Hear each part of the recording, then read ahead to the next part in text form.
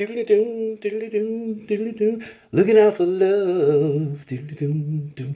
In the night so still. Doodly-doo, doo. Oh, I'll build you a kingdom. Doodly-doo, doo.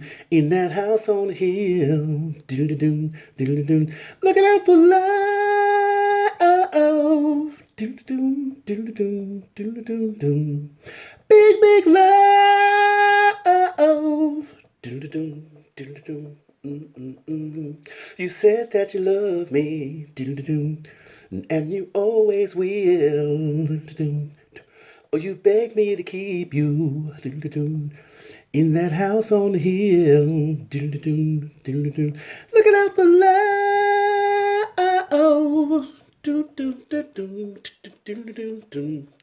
Big, big love.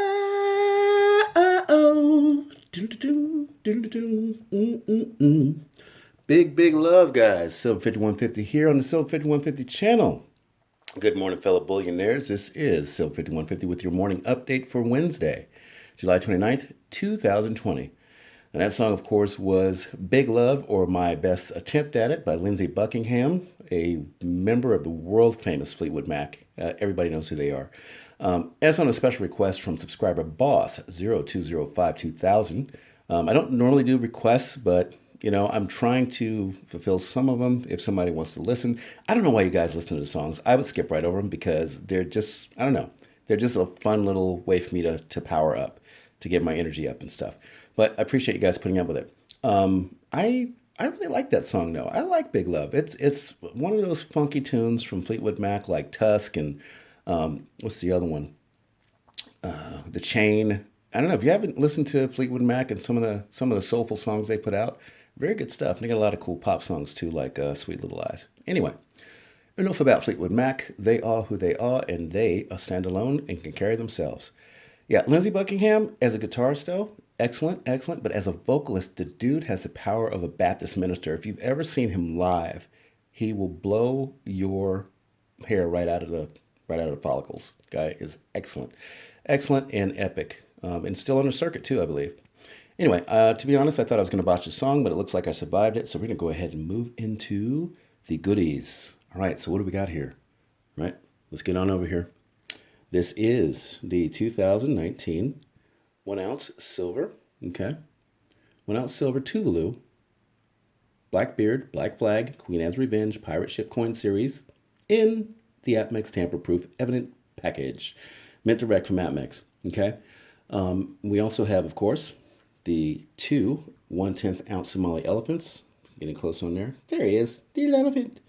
All right, these are silver, of course, for 2017. And these three items here, not those, and not this guy, just these three right here, the ship and the elephants, are going to be part of our 2,500 subscriber giveaway. Coming up someday, maybe we're going to make it there, maybe not. But anyway, I'm going to go ahead and have those available for the 2,500 subscriber giveaway. And if you guys don't know anything about this coin here, the Black Flag Queen Anne's Revenge, it is very, very collectible. Very collectible. I have a few of them, so I don't mind sharing a couple with you guys. I think this will mark the end of that, though. I'm going to keep the rest I've got. And either from myself or my descendants, it all depends. But this will be part of our 2,500 subscriber giveaway. And of course, John Wick. But John, he killed my dog. Yeah, I know. I get it. But you don't want this kind of trouble. Yeah, John Wick, he's going to be up for grabs here at 1,750 subscribers, I believe. Yeah, 1,750 subscribers, which were around 1,685. So that's moving right along. It looks like we're going to get there. And of course, the big 5,000 subscribers. 5,000 subscribers will win a lucky subscriber this 10 ounce Tombstone silver nugget from the Scottsdale Mint. Somebody asked me yesterday, why does Scottsdale make such nice stuff? And my reply was, because they're stackers. Yeah, when you're a stacker, man, you care about precious metals, you care about what they can do, how they look, if they present themselves well, how they represent the Silver Secret Stacking Society.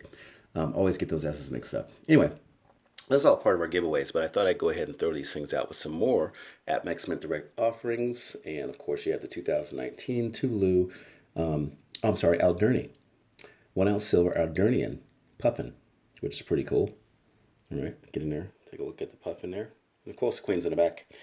Then here you also have the 2017 new Darth Vader coin from 2017. And if you ever watched my Darth Vader video from way back, you notice I had like different years and different iterations of Darth Vader in these coins. And every year it started here where he's just trying to be diplomatic. And then like the lightsaber came out in 2018. I think he was actually interrogating someone in 2019. So his attitude gets more severe as the years go on with these. And then finally over here we have the Stormtrooper. Okay, and I think this Stormtrooper here is probably like part of the raiding force, not the regular, pilots or anything like that. And so it's pretty neat uniform, and maybe from the older movies. But anyway, so these are a lot of the AppMex Mint Direct offerings. And I'm not trying to promote AppMex or anything, but it's just to tell you actually that if you buy AppMex Mint Direct, don't expect that you're going to get extra premium on the other side of the sale. Now, hopefully the spot price will be so high you won't care. But just so you know, I've sold Mint Direct stuff back to AppMex, and they're just like, oh, bulk gold or bulk silver. Okay, so they don't take their own packaging as seriously as they should. Maybe that'll change once, like I said, prices start to pick up here a bit. All right, guys, we're going to move along as we look at these beauties. So markets today. So yeah, markets today. Man, I'm sure you guys made some good snags yesterday with that SmackDown we had. I wouldn't even call it SmackDown. It's kind of like a pullback. Not very much. What ended up happening was silver and gold prices started stabilizing, which I guess the manipulators had in mind for these guys to start stabilizing once they had burned off some of the energy I told you they'd built up over the years for manipulation. And so now we have more stable prices. There's not as much gyrating around. In fact, I think the metals right now are fairly flat to up, which means that there's some, again, stability in those markets. But, again, I was sitting there thinking to myself about early retirement. I'd been talking to Silver Joker about it on Monday. And, I'm thinking to myself, well, if silver goes to 100 by the end of the year, I'll pay off my debt and submit some paperwork to Human Resources, blah, blah, blah, blah. Yeah, right. It didn't happen, the SmackDown yesterday, so I had to come back down to earth. Well, it's kind of fun to speculate on that. It's kind of fun to speculate on what you can possibly get away with, or like the good things you can do if you want to be a quiet philanthropist like what I was talking about. And set your family up really nice. But that's what the whole point of stacking. The whole point of stacking is getting ahead of the game, right? Be 99% ahead of the game and positioning yourself to have as many choices as possible down the road. All right. So anyway, with the SmackDown, it was actually a bit of a relief because I do want this adventure to continue longer for us. I mean, the stacking adventure, the accumulation adventure. I did sell some silver a while back and I changed some things in my life, and it was probably premature to do that, but I did it to prove a point to a family member that someone had their back. And so I basically blessed myself while I was at it and stuff. And it didn't really do too much damage to my stack. It was probably 15% of it. And so I've already replaced 5% of it with other stuff. So I'm not doing bad. But yeah, it's just one of those things to prove that silver is money and it can change things in your life quite a bit. All right. So, and also, by the way, I'd like to see the comics have a couple of implosions while we're busy buying up what's left. That'll be fun because if the comics makes the news through default and not being able to deliver on metal, that's going to change metal pricing dramatically. All right. Had somebody look at the debt clock last night and correct me on one of my old videos about how the calculations really work out. And it's nowhere near $300,000 an ounce for silver, of course, but more like 22 in that old video, $22,000 an ounce, which is still quite the disparity in what we're paying and what the valuation could be. All right. So it looks like we're back on track with metals on the rise, talking about markets. And did you notice something else? While this stuff is going on with the craziness in silver, stocks are struggling during this time. I mean, they're not, taking a deep dive or anything like that, but they're not putting on any gains, and they're usually ending up down to flat. I think they might be up to flat a little bit today, but they're not really doing much of anything. So the problem is excitement in metals while there's no excitement in stocks. So they got to try to create excitement in stocks. The bankers and the government, create excitement in stocks so people want to be there. All right. But yeah, the whole idea for the last few years was to always give people a perception that precious metals were the asset to avoid and keep stocks from appearing inferior somehow. Well, stocks are inferior, actually, when you think about the kind of tail risk we're going into financially. Now, in fact, stocks right now are up a bit, and they're on track to close, I think, flat by the end of the day, again today. While silver is leading the precious metals again, and all those precious metals are beginning to assume their grind upward. We were thundering upward earlier, but now we're grinding upward, which is more natural. Sorry, I think that's fine. So the white metal has asserted itself, talking about silver, and is currently trading at about $24.40. Okay. Well, and that's up another 0.5%. That's no big deal. After the epic run this past 2 weeks, like I told you, was almost too exciting. Excuse me. So, gold, for all you gold bugs out there, I have a little bit of gold, is currently trading around $1,951, which is pretty close, relatively speaking, to that $2,000 level. That's a big psychological level. $2,000 spot. It will make all the headlines and drown everything out. And of course, the banksters can't have that.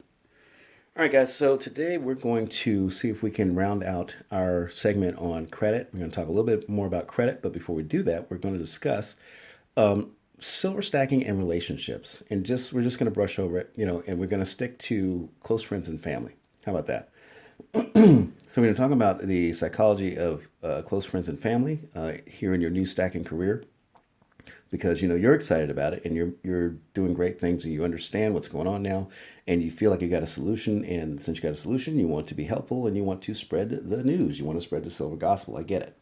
All right, but what you have to realize is that you are excited about your new stacking career, okay, but your family, they're kind of going, well, why are you so excited about this silver stacking thing? And what is it? In most cases, your family and your friends, they try to act interested, but they're not really interested, and it could be a little disconcerting, but don't let it be. Don't let it deter you.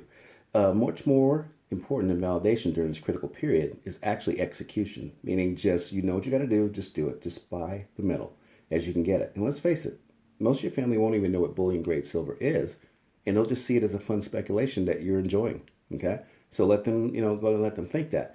Now, if they do show, pretty good interest, then by all means, go ahead and, indulge them and divulge to them everything you know. So maybe they will join you. That chance is pretty thin, but it does exist. Okay, now in the case of a spouse or a partner, they are a little different. They're likely to become very interested, when you start bandying about numbers in terms of cost, especially if you start, pursuing the more premium items like monster boxes or big bars, kilo bars, 100-ounce bars, this sort of thing. All right. But, there will be times when you might even have to talk faster than a politician to explain why you are trying to transform a chunk of your savings and why it needs to be reallocated into the precious metal. But in retrospect, I wish I had been able to better explain the hidden value factor in silver. But I wasn't able to. I just didn't have the experience to do it. That takes education, experience, and practice. There are no shortcuts to that. You have to go through the process. You have to learn as much as you can, and then start to make the case. Because otherwise, you're going to come off sounding like probably conspiracy theorists, which is not a bad word, by the way. Conspiracy just means two people getting together, agreeing about and talking about doing the same thing, and it's not an evil thing. It's just like discrimination. Discrimination is not evil. It depends on what you're discriminating against. If you're discriminating against the human condition, then yes, that is evil. But if you're discriminating against tomatoes in the store, as produce, that's not evil. So discrimination in and of itself is not evil, and neither is conspiracy. All right, anyway, don't know why I went off on that, but I will say this. When you do catch silver fever, by the way, when you do catch it, and when you catch it because now it's all you can think about, most just see it as some strange obsession and will kind of wait for you to get over it. They just like, oh, he's talking about silver. Well, hopefully he'll stop. They don't realize that you've actually found the key to unlocking all the wealth cycles for generations to come. That is huge, guys. That is huge. Once you understand how to connect the wealth cycles from a starting point, silver being the easiest entry point there ever has been to do this, once you realize that you've got the key to unlock all those wealth cycles for generations to come, it's really hard to contain within yourself. And you want to explain it and you want to make sure you share it with everybody. But you've got to kind of curb your zeal a little bit, curb your enthusiasm, and just do what you know you need to do. Now, for years, I tried to convince others, in my family especially, to help me build a bullion bank, but that plea was met with a look like handing them a football bat. Exactly. A football bat doesn't exist, so they look at you like you're crazy. Just understand the odds that you're going to get family members to transform their available currency into precious metals probably won't happen, because they believe that the best thing they can do right now with their cash, if they're savers, is to save it for a rainy day. All right.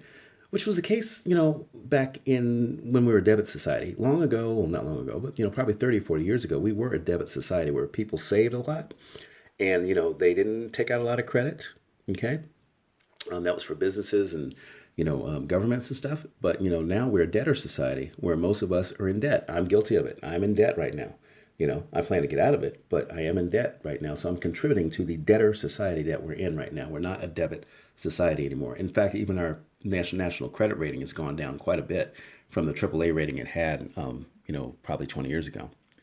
All right. But even when you show them, once you start stacking, even once you show them the insane performance of your precious metals portfolio, a lot of them will dismiss it as luck. They'll be like, you're not smart. You're just lucky. Okay.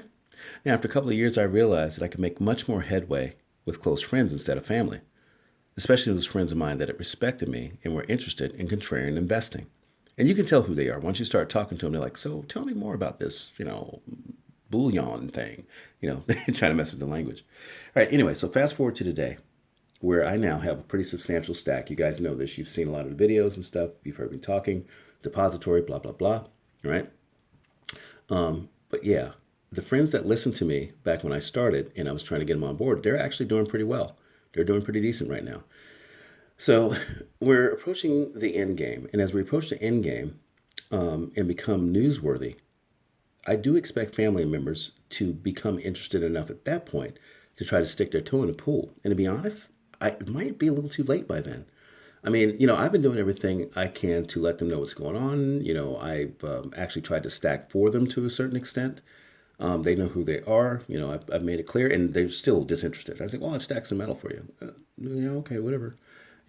Anyway. So, but yes, it doesn't really matter. I could tell them everything I'm telling you right now, walk them through the process step by step, hold their hands the entire way, but they'd still have a hard time believing in the abundance that's waiting for them. They just don't, it doesn't register. It's not in their lexicon. It's not in their capacity to, care or understand in a lot of cases. Some are coming around, but a lot of them are still kind of, not. All right, but that's how ingrained our old system is. It's just an old ingrained system with the dollar. Now look, they're all for enjoying your success, by the way, though they've never really wanted to do anything, have anything to do with the process. If you listen all this time and seen how disinterested they are. But does this sound familiar? Maybe a little bit like the Little Red Hen? You guys, if you don't remember that childhood fable, if you don't recall that, the story, The Little Red Hen, of course, is about a little red hen who asked everyone in the farm to help her make some bread so they could all enjoy it together. All right. But no matter where she went or what animals she talked to, no one would help her. So she went about her business, doing all the work, harvesting the wheat, making the flour, kneading the dough. And then when she baked the bread, in the instant the buttery smell hit the air, guess who came to join her? All the farm animals. And she's like, what are you doing here? And the farm animals admitted that the smell was irresistible and they wanted to try some of that fresh bread. Look, you guys, how the rest of the story goes. Little Red Hen told them to take a hike, or in the words of the poet laureate Coolio, you don't work up, you don't eat up. All right. I mean, seriously, you got to put in the effort and stuff. And otherwise, people might just kind of look at you and go, oh, you're just here for the result. You're not here with the process. You just want to take advantage. Okay. All right. So now I like to think that I'm a big enough jerk to turn my back on, my people at that point, especially those who ridiculed me, ignored me, or rejected me outright. But the truth is, I don't have to do that because God has given me an abundance beyond the dreams of Azareth, which was designed to be shared. Silver was designed to be shared unconditionally. That doesn't mean you have to give it away. You don't have to be a chump. But just understand, once you see how much wealth you actually have at your disposal, you'll feel inclined to be benevolent. Trust me, it's just going to happen naturally. So, but I still enjoy when I see someone's eyes open to that notion of selflessness. It's quite a sight to behold. When I give away silver, kids, of course, they're going to respond, favorably right away. But then like their parents or their moms and stuff, if they're single moms, I like giving silver away to the children of single moms. They kind of go, wow, what is this thing? Anyway, so I always enjoy that when it happens. Now, some other things about credit that I failed to mention yesterday. What needs to be understood with credit is that it can be of a personal nature, a business nature, or of a sovereign nature. Now, good examples of sovereign credit are the 60 plus ghost cities that China has built over the last 17 years. That's right, 60 ghost cities. Check out 60 Minutes blog on YouTube if you want to find out about it, to get a visual at least, right? It is mind-blowing. These are full-on cities the size of, say, Reno, Nevada. All right, not big, big cities, but big enough cities that aren't even occupied, but are just built and standing empty. China has borrowed hundreds of billions of dollars over the years to fund this, and they know that they're supposed to pay it back, but they never really had any intention to because they understand that the system's going to fail soon. They know this. They're well aware if they just hang out for a bit, all right, that all the debt that they've racked up will eventually go up in a puff of hyperinflationary smoke. But who cares? I mean, who cares? They're still going to have the cities. It ain't like the repo man's going to come and cart the cities off. They're going to have the cities, okay? Now, I'm not saying that you shouldn't pay your loans or the credit bills or your credit bills because China doesn't pay theirs. The U.S. doesn't pay theirs either. The United States, we don't pay our bills either, all right? By all means, pay your bills, but understand that sovereign nations operate under a system separately from the system they set up for us. Seriously. And they know they'll never have to settle up at this point. The system is too broken. They're never going to have to settle up. They know this. Now, my point is that if you choose not to play their game, you don't have to play their game. Don't be like them. But you can kind of take a little bit from part of it. Because it's now clear that silver's inflationary timeline is short. I would recommend, if you decide to dive into easy, lower interest credit, I recommend that you try to stretch out your loans as far as possible, all right? Despite the higher interest rates. The longer out you put your loan, the higher they're going to raise your interest rate. You might see 17% by the time you go out, say, 6 or 7 or 8 years, all right? But hear me out. It is my opinion that in less than 2 years, those rates, 17%, 15%, 11%, will be irrelevant, either by means of your incredible gains in silver coming up, or will be summarily dispatched by the financial system completely breaking down. 2 years. You guys, look, if I'm wrong, you still have your payments that you can easily handle and your silver to back you up, so you're good. But guys, come on. You see how it is out there. Corona, multi-trillion-dollar stimulus packages, the oil market crash, the bond market crash. And yes, if you didn't know, a 30-year fixed rate interest at 0.59%, a 30-year fixed rate interest of 0.59% for a sovereign bond is a bond crash. They never called it that, but don't kid yourself. The bond market crashed back then with everything else. Jobless numbers are at record highs. Homeless numbers are at record highs, all right? The debt clock calculations, take a look at those from time to time. Emptying shelves at the grocery stores, department stores. I could do this all day, but you get my drift. The system is broken. Don't let anyone tell you different. But it's not to be feared. None of it. If you have crisis invested properly. And if you're watching channels like these, you already have silver, silver, silver, silver, silver, silver, silver. Did I say silver? Now, back to friends and family real quick. In the Bible, Paul the Apostle does preach to a bunch of different churches throughout the region. But what he does mostly is allow people to witness the example of how he lives his life. Okay? And if they feel so inclined, they can try to emulate it. He doesn't tell anybody, you're going to hell. He doesn't do all this stuff. He just lets them see what he's doing. And he gives himself, he pours himself out without limit, And I think it ends up taking him down. He ends up, getting beheaded and all that stuff. We won't get into that. But Paul the Apostle, I'm not saying I'm anywhere near, what this guy, was spiritually. But, I'm kind of taking that same approach, right? But I'm doing things in a way, hoping that if people notice my example, they'll start to think to themselves, that Silver 5150, he comes off as a nut, all right? But his method seems to be working. The wild spending, the crazy borrowing, right? Pouring out the Kool-Aid, in his life all over the place. Because I do tell you guys probably a little too much. And I have other content providers let me know that. But yeah, I'm pouring out my Kool-Aid all over the place, divulging my secrets and techniques. And it's true. I withhold very little from you guys. And admittedly, it's with an ulterior motive component as well. I do. I have an ulterior motive to it. My top priority, though, is to get as much precious metals into as many people's hands as I can, either by information, sometimes I give it to them, do giveaways, whatever it takes. Because we're much better off if there are more of us empowered with the financial might that the hidden value of silver and precious metals gives us. We're better off. The more of us that have access to it, the more of us that are exposed to it, the better off we as a human society are going to be. I know it'd be great if there was just like 10 or 12 of us and we had all of it in our hands, but it just isn't going to work out that way in the end. It's not going to work out well if we do that. Okay? We need to, for lack of trying to sound like Obama, we need to spread the wealth around a little bit. All right. Look here. So anyway, by exposing myself in such a way, out in public, okay, but through this channel mostly, the people that know me out in public, but mostly through this channel, I'm able to prove to the skeptics among my friends and family, yes, that there is a secret stacking society, or more specifically, a silver secret stacking society. But it's a society. This society is filled with good, forthright, honest, and fun people. And that is a real resource, by the way. It's not the metal, it's the people. That's the end game. Silver is just a facilitator, the attractor, and to some extent the glue.